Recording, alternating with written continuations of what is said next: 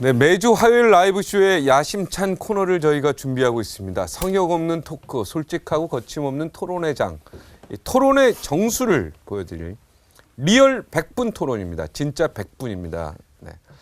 모 방송에서 100분 토론은 리얼타임은 80분이 좀 안 되는 제가 딱 보니까요. 그런데 저희 이거 리얼 100분 토론은 진짜 딱 100분입니다. 지금부터 시작합니다. 오늘 출연하실 분들 영상으로 만나보시겠습니다.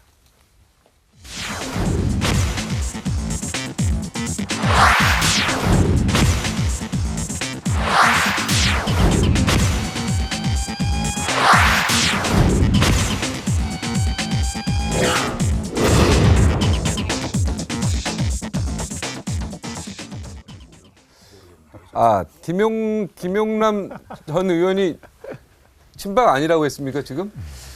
핵심은 아닌 것 같고요. 소신 친박이라고 했던 것 같아요. 핵심은 아닌 것 같고, 그 전부터 핵심은 아니었고, 네. 범친박 이렇게 분류가 되더라고요. 저는 네. 언론계에서. 지금 탈당 아니요, 탈당 안 했습니다. 탈당 안 했습니까? 예, 그러면 친박으로 좀 분리됩니다.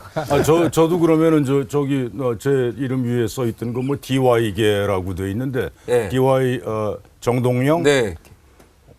그게 저 사실하고 아주 이렇게 정확치 않아요. 네. 조금 거리가 있어요. 그러면 지금은- 정동영 대통령 후보 때 제가 저 당에 네. 제가 국회의원 때인데 선거대책본부에서 총무본부장을 했습니다. 네네. 그래서 당에서 다 하는 거니까. 근데 그거를 DY계라고 무슨 DY계다라고 그러면은 저는요 네. 원래 이렇게 원래 네. 누구 이렇게 쫓아다니는 제가 알고 그런 거 안 해요. 그럼 뭐라고 붙일까요, 제목을 저렇게? 그냥 문학진계 이렇게 하면 알겠습니다. 되죠. 네. 다음 주에는 좀 이름을 바꿔서 정동영 의원하고 이렇게 개인적으로는 가까운데 무슨 네. 정치적으로 무슨 누구 개 그러면은 네. 꼭 무슨 거기 뭐 수하 같잖아요. 네. 나하고 나이도 한 살 차이밖에 안 나고 정동영 씨 53년생 저 54년생이고 네. 근데 누구 개 그러면 조금 네. 그렇지요. 네. 우리 박수현 의원은 뭐 만족하십니까? 예, 저는 아주 만족스럽습니다. 네, 알겠습니다. 다행이다. 한 명이네. 이놈의 색깔이라는 우리 뭐 건 김진희 말이야. 의원이 계속해서 저렇게 나왔기 때문에 네. 본격적인 토론에 앞서서 오늘 최순실 씨와 장시호 씨의 그 재판 소식부터 다뤄보겠습니다. 최순실 씨와 그 조카 장시호 씨 나란히 법정에 섰는데요. 처벌 앞에서는 피도 눈물도 없는 것 같습니다. 이모와 조카가 한치 양보도 없이요. 책임을 떠넘겼어요. 네. 혹시 이 내용 좀 아십니까? 어떻게 보면 장시호 씨하고 그 갈라선 최순실 장시호, 김종 전 차관 난 무죄랍니다. 국민들이 화가 많이 날 것 같은데 사무총장인 장시호 씨가 한국동계스포츠영재센터 예산과 조직 운영, 사업계획 수립 등 전권을 행사했다고 최순실은 자기는 관여한 게 아니라고 합니다. 근데 여기에 왜 삼성이 여기다 돈을 갖다 줬을까요? 장시호는 최순실과 공모해서 삼성과 GKL 압박해 후원하게 했다. 네, 이렇게 얘기를 했습니다. 자기 스스로 이모와 공모해서 삼성과 압박을 해서 후원하게 했다. 저게 진실에 가까워 보인다는 객관적인 느낌은 있습니다. 자, 후원금은 또 청와대와 삼성 수뇌부가 직접 소통에 지원됐고 김종은 이제 모든 걸 대통령 탓으로 이제 돌립니다. 나는 그냥 중간에서 말 전달한 사람이기 때문에 무죄다 이렇게 얘기했어요. 자, 우리 김용남 변호사죠 지금. 네. 김 의원은 저 법적으로 저걸 보면서 어떤 느낌이 들었어요? 그 전형적으로 이제 게임 이론 중에 죄수의 딜레마라는 이론이 있거든요. 그러니까 둘 다 끝까지 부인하면 뭐 무죄를 받거나 아주 선처를 받을 수 있는데 한 명이 먼저 자백하고 한 명은 끝까지 부인하면 자백하는 사람은 선처를 받고 부인하던 사람은 아주 중형을 받을 때 결국에 어떻게 될 거냐. 근데 공통적으로 지금 삼촌 사이잖아요. 그러니까 이모와 네. 조카 사이잖아요. 촌수로는 삼촌인데 네. 서로 신뢰가 깨진 거죠, 이미. 네. 장시호 씨가 얘기하는 거 보면 범행을 자백하고 최순실과 공모했다고 인정을 하고 이제 선처를 받기로 하는 전략으로 이미 한 사람은 간 겁니다. 그러니까 전형적으로 죄수의 딜레마에 상정되는 그 모델이고 이제 먼저 자백한 사람은 좀 선처를 받을 거고 끝까지 부인한 사람은 중형을 받을 확률이 높아지는 거죠. 네. 그럼 장시호 씨는 어떻게 보면 잘 한 거네요. 개인적으로는 이제 그런 판단하에 이제 네. 재판 전략을 세운 건데 검사를 하셨기 때문에 딱 느낌. 그렇죠. 지금 뭐 서로 간의 신뢰가 깨진 상황에서는 먼저 자백하는 사람이 아무래도 선처를 받을 확률이 높습니다. 야, 장시호가 어떻게 보면 이렇게 선수를 쳤다 이렇게 표현이 되는데. 저거 제가 한번 분석해 볼게요. 네, 분석하십시오. 자연스럽게 얘기하십시오. 네. 네. 제가 뭐 이렇게 이 진짜 최순실 장시호 이모잖아요, 그죠? 최순실이 장시호 조카고. 근데 아마도 저 김종은 뭐 그런 인척 관계는 아닌데 좌우지간 저 세 사람 가지고만 먼저 얘기를 하면 세 사람 다 아마 이 깜빵 생활이 처음일 거예요. 제가 알기에는 그런 것 같습니다. 그렇죠. 그죠? 뭐 구속된 뭐 전력이 아마 없을 거예요. 네, 처음입니다. 그죠? 흔히 하는 말로 속된 말 이제 빵에 지금 들어간 게 처음인데 들어가 있어 보니까 이 미치겠는 거지요. 이제 진짜 환장하는 거죠. 그래서 더더군다나 우리가 이제 전에 듣기에는 최순실, 장시호 이런 사람들은 뭐 김종 전 차관은 뭐 잘 모르겠어요. 뭐 수도 없이 이번 박근혜 최순실 게이트 이후에 뭐 아주 시시콜콜한 것까지 보도가 뭐 많이 됐잖아요. 네네. 많이들 좀 안다고. 저 사람들이 밖에서 어떤 생활을 했는지 뭐 갑질을 그렇게 많이 했다고 그러대 무슨 뭐 전형적인 강남 아줌마고 뭐 네. 하여튼 뭐 오만 갑질을 다 했다고 그러는데 좌우지간 돈은 또 어디서 나서 그렇게 많은지 뭐 펑펑 쓰고 다녔다는 거 아닙니까? 뭐 마사지 그다음에 주사 뭐 장시호도 뭐 비슷했다고 한 달 그래요. 용돈이 장시호 2천만 원이었대요. 한 달 용돈이 한 달 용돈. 한 달 용돈이 네, 고등학교, 대학교 제 다닐 하루 용돈하고 비슷한데 네. 하여튼 그렇게 살던 사람들이 지금 다 갇혀 있단 말이에요. 독방 쓰는 거로 알고 있어요. 최순실, 장시호 각각 독방. 네. 김종은 모르겠어요. 근데 저게 지금 뭐 아무리 이모 조카 사이라고 그래도 들어가 앉아 있으니까 이거 뭐 진짜 미치겠고 어떻게 하면 빨리 여기서 벗어날까. 그래서 이모도 조카도 없는 거예요. 예? 그래서 이제 변호사 이제 조력을 뭐 물론 많이 받겠죠. 최순실은 유명한 제가 알아요. 네, 저 옛날 한겨레 신문에서 검찰 출입할 때 검사했다고 이경재 지금 변호사. 네네. 거기하고 시시콜콜한 거지 다 이제 어떻게 하면 빠져나갈까 지금 다 나오잖아요 지금. 네. 특검에 가서 어떻게 했고 검찰 특검 그다음에 지금 헌재 최순실이가 나가서 진술하는 거 이제 자기 빠져나갈 거 완전히 진짜 기름장어라. 기름장어 또 한 사람 있다고 그러는데 네. 이 최순실이 뭐 엄청난 기름장어. 근데 이 장시호도 똑같은 게 어떻게 하면 내가 빨리 빠져나가서 빨리 나갈까 밖에. 네. 과거의 이경재 변호사를 기름장어라고 하는 겁니까? 최순실을 기름장어. 최순실의 최순실하고. 진술이 지금 이렇게 되면 최순실하고 그 모 정치인하고 기름장어 별명 아니 이제 진짜. 내가 이거 항의가 들어올 것 같은데. 최순실 씨의 그 진술의 일관된 패턴이 예. 딱 장어다 이거지. 예. 선거 전략 같으신데요. 이렇게 되면 엄청난 오늘 이 더 씌우기. 오늘도 아마 별명을 반기문 이렇게 기름장어로 했습니다. 많이 최순실을. 될 것 같기도 하고 아까 오프닝 멘트 우리 반기문 전 총장 가지고 또 했잖아요. 네. 최순실을 기름장어로 다른 뜻이 있는 건 얘기했습니다. 아니에요. 근데 김진태 행태가 그런 거지. 제 생각은 그 기름장어 같은 표현을 예를 들자면 반기문 총장이 연상되게 하는 것은 많은 사람들이 기름장어 표현을 쉽게 쓰는데 그것은 저는 상당히 신중하게 해야 된다고 생각합니다. 왜냐하면 우리 한국 사회도 품위가 있고 또 성숙한 사회 아니겠습니까? 반기문 총장이 대통령 선거 주자의 한 사람으로 거론이 되고 또 외교관으로서 유엔에서 활동을 할 때는 가끔 뭐 기름장어라는 표현을 언론에서 써서 비유적으로 해서 묘사를 하는 것까지야 용납이 될 수 있겠습니다만은 지금은 사실 현실이 달라졌잖아요. 지금은 각종 여론조사에서 문재인 전 대표하고 양강을 이루는 현재의 이 한국의 2017년 대통령 선거 주자 중에서 양대 대표 주자 아닙니까? 네. 근데 그 한 사람을 10년 동안 유엔 사무총장을 한 사람을 그냥 쉽게 기름장어라는 약간의 그 모욕적인 표현으로 말이죠. 똑같이 한번 생각을 해보세요. 제가 만약에 문재인 전 대표의 어떤 특성을 딱 잡아가지고 기름장어급의 모욕적인 표현을 쉽게 어떤 사람들이 막 남발을 하면 문재인 지지 세력이 가만히 있겠어요?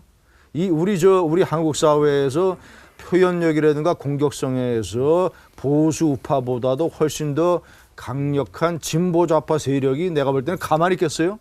그런 분위기 하에서 예를 들면 종편이나 방송이나 또는 언론에 나와가지고 어떤 평론가가 문재인 전 대표 땅 대놓고 무슨 기름장어급의 모욕적인 언사를 마구 할 수 있겠어요? 저는 이것도 우리 사회의 하나의 일면을 보여주는 거라고 봅니다. 그래서 과거에는 외교관을 외교관이고 또 이제 언사가 딱 부러지게 얘기하지 아니하고 뭐 이랬기 때문에 그런 표현을 썼다 하더라도 이제는 양강구도를 이루고 있는 대통령 주자니까 그런 표현은 조금 신중하게 해야 되지 않나라는 지적을 좀 하고 싶습니다. 그러면 이제 제가 지금 이 최순실 씨 얘기를 하면서 이 법망을 피해가고자 하는 그런 일관된 노력, 이제 그거를 기름장어라는 표현을 했는데, 기름장어에 대해서 그 표현에 대해서 이렇게 또 심각하게 받고 나오니까 네. 그러면은 저 미꾸라지라고 제가 바꿀게요. 최순실의 최순실의 미꾸라- 그 행태, 네.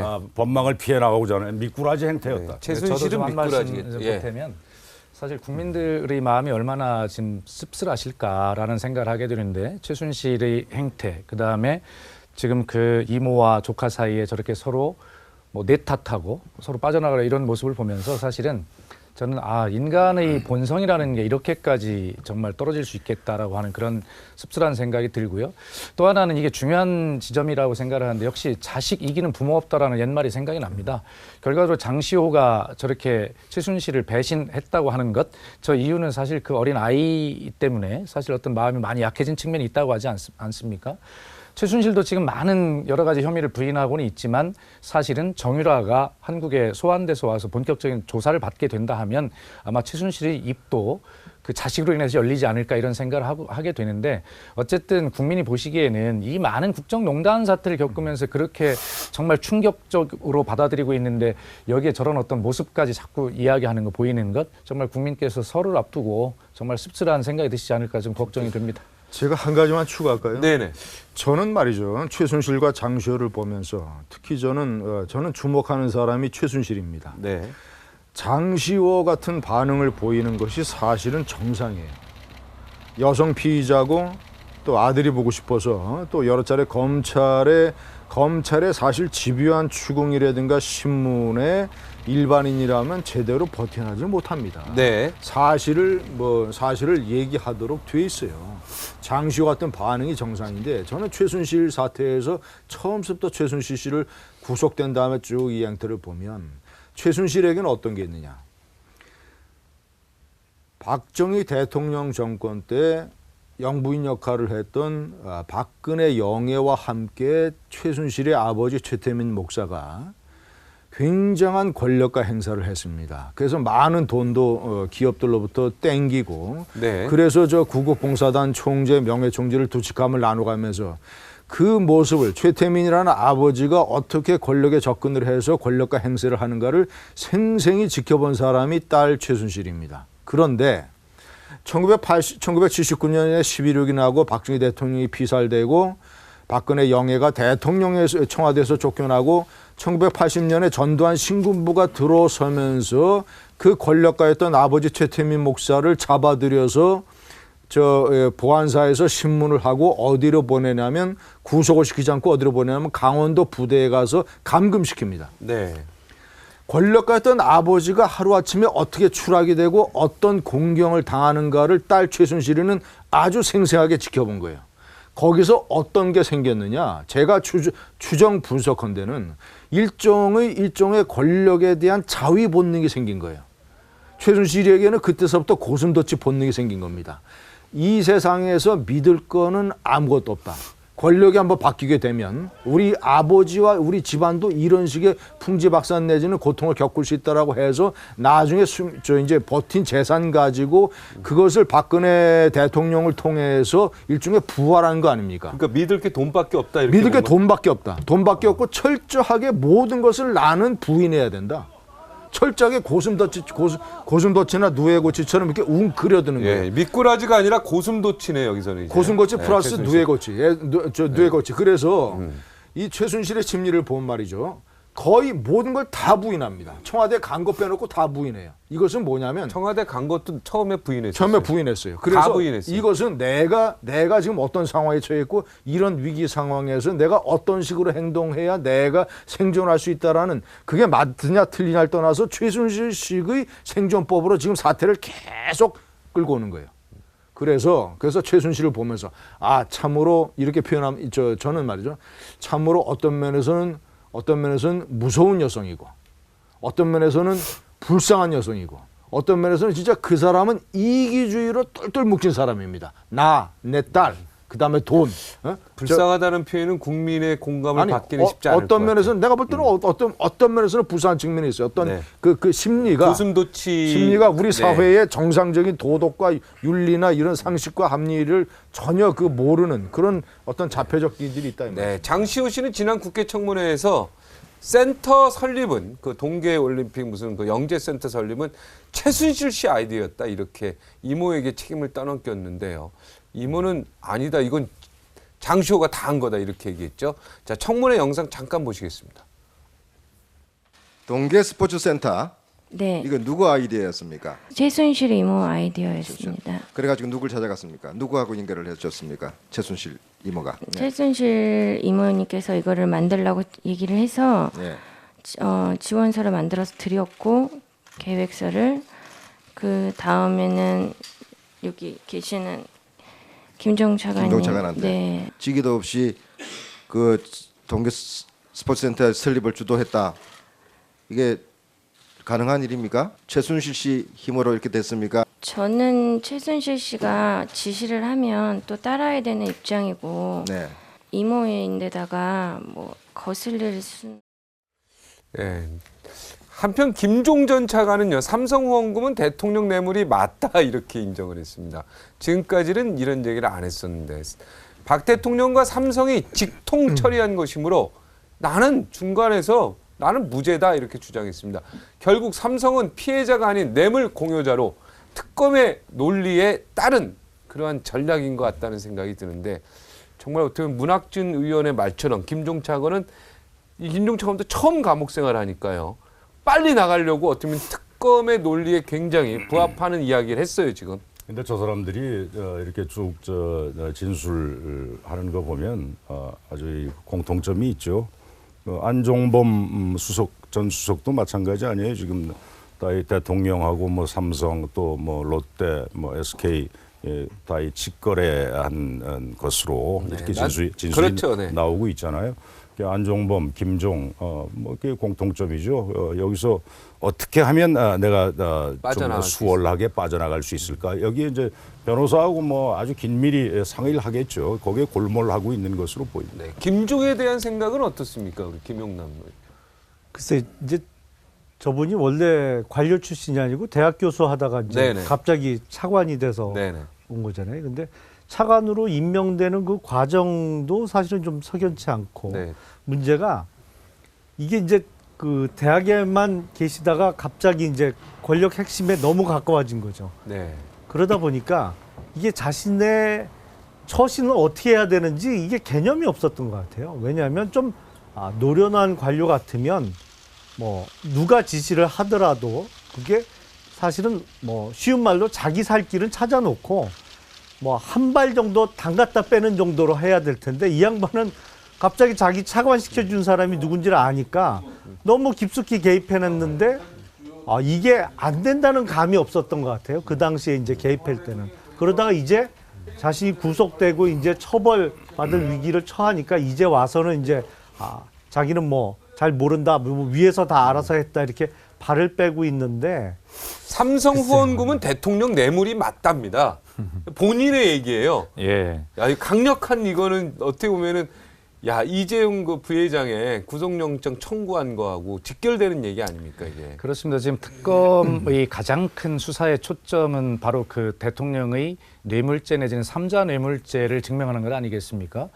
그런 측면에서 이재용 부회장에게 구속영장을 청구하면서 굉장히 시간이 많이 걸렸잖아요.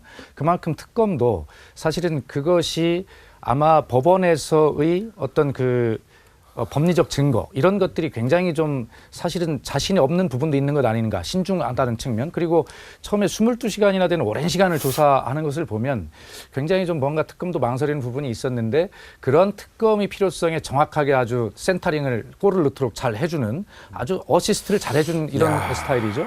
그런데 제가 이 김종 차관을 보면서 우리 김용남 의원 지금 말씀하셨지만 아마 처음에는 얼떨결에 차관이 되고 나니까 자기를 차관을 시켜준 최순실에게 무언가 보은으로 한두 가지 말을 들어줬을 것 같습니다. 그런데 하다 보니 이 최순실이라는 사람은 한두 개 가지고 이걸 끝내려고 한 사람이 아니잖아요.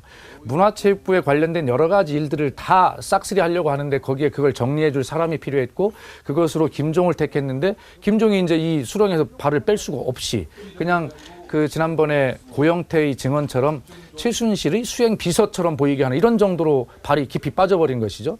이런 상황에서 이제는 본인도 살 길을 찾아야 되니까 특검이 가장 목말라 하는 그 부분을 아마 센터링을 적절하게 해주면서 아마 여러 가지 형량의 여러 가지 어떤 그 보호를 받으려고 하는 그런 작전이 아닌가 싶습니다. 특검 입장에서는 굉장히 감사할 일이죠.